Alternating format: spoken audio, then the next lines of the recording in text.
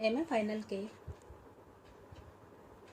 9th प्रश्न पत्र भारत में ग्रामीण और शहरी स्थानीय स्वशासन के अंतर्गत आज मैं आपको भारत में स्थानीय स्वायत्त शासन के विकास के बारे में महत्वपूर्ण जानकारी देने जा रही हूँ, जिसमें हम त्रिस्तरीय पंचायती राज व्यवस्था का जो प्रारंभ 1959 में हुआ उसके संदर्भ में चर्चा करेंगे।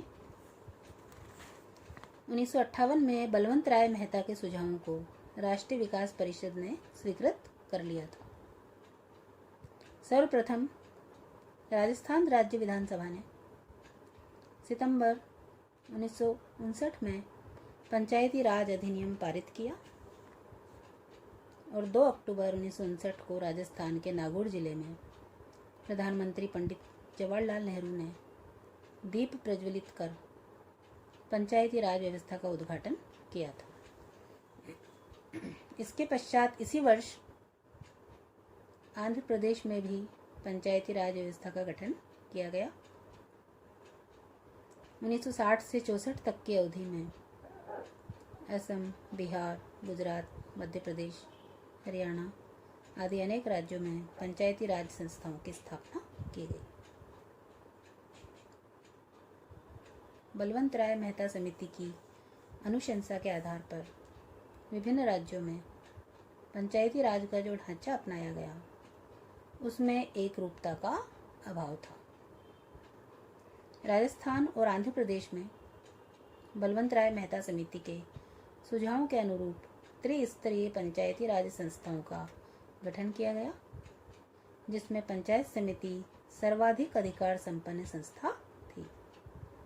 हरियाणा में पंचायती राज संस्थाओं का गठन 2 स्तरों पर किया गया।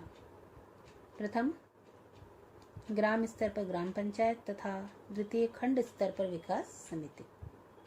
दक्षिण के राज्यों ने जिला परिषद को अधिक अधिकार संपन्न बनाया। अब इस संदर्भ में जिन जिन समितियों ने अपना योगदान दिया उसके बारे में अगर हम चर्चा करें तो सादिक अली समिति 1964 में जो बनी, इसने अपने प्रतिवेदन में उल्लेख किया कि पंचायती राज संस्थाएं अपेक्षा अनुसार कार्य नहीं कर सकी हैं, इनके पास वित्त का अभाव था तथा इन्हें मिलने वाले वित्तीय अनुदानों पर अनेक शर्तें और प्रतिबंध हैं। अतः समिति ने सुझाव दिया कि 2 पंचायतों के मध्य में एक ग्रुप सचिव की नियुक्ति की जाए और दूसरा पंचायतों को अनिवार्य कर लगाने का अधिकार भी दिया जाए।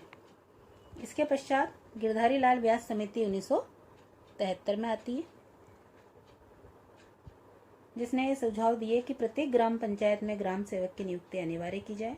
दूसरा, पंचायतों को पर्याप्त वित्तीय सहायता प्रदान की जाए। तीसरा, जिला परिषद को ग्रामीण विकास की सशक्त इकाई बनाया जाए। चौथा, जिला स्तर पर ग्रामीण क्षेत्र की सभी योजनाओं, कार्मिकों, बजट को जिला परिषदों को हस्तांतरित किया जाए। इसी क्रम में एक महत्वपूर्ण समिति अशोक मेहता समिति 1977 में बनाई गई।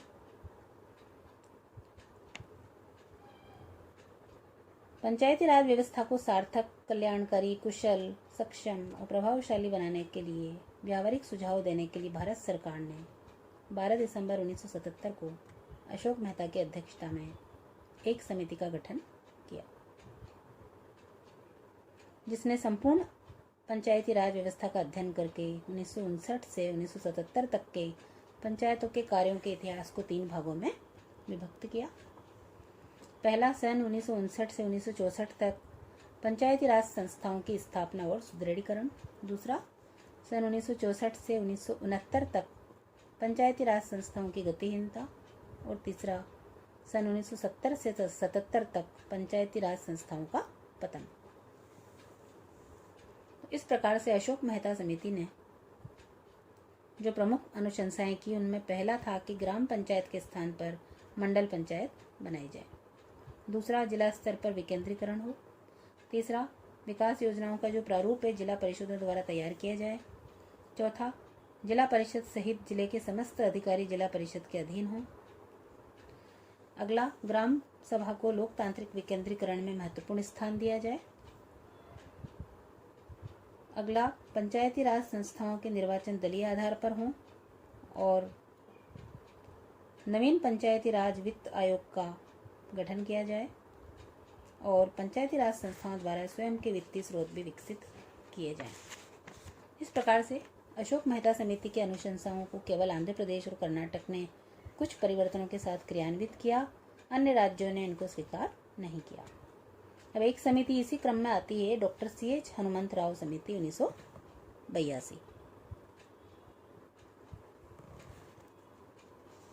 इस समिति में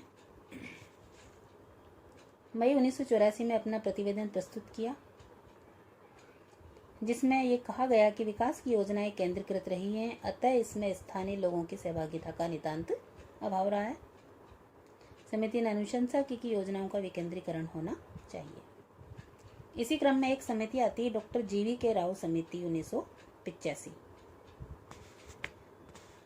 इसकी प्रमुख अनुशंसाएं थी, जिला स्तर विकेंद्रीकरण का मुख्य आधार होना चाहिए, जिला परिषद का गठन प्रत्यक्ष निर्वाचनों द्वारा हो, जिला परिषद के निर्वाचन नियमित रूप से होने चाहिए, जिले के सभी विकास विभाग जिला परिषद के अधीन होने चाहिए, जिले के सभी विकास कार्यक्रम तथा इस हेतु बजट जिला परिषदों को हस्तांतरित किए जाने चाहिए और अंत में योजनाओं का निर्माण जिला स्तर पर ही हो, किंतु उनके कार्यान्वयन का जो दायित्व है पंचायत समिति अथवा मंडल स्तर पर हो।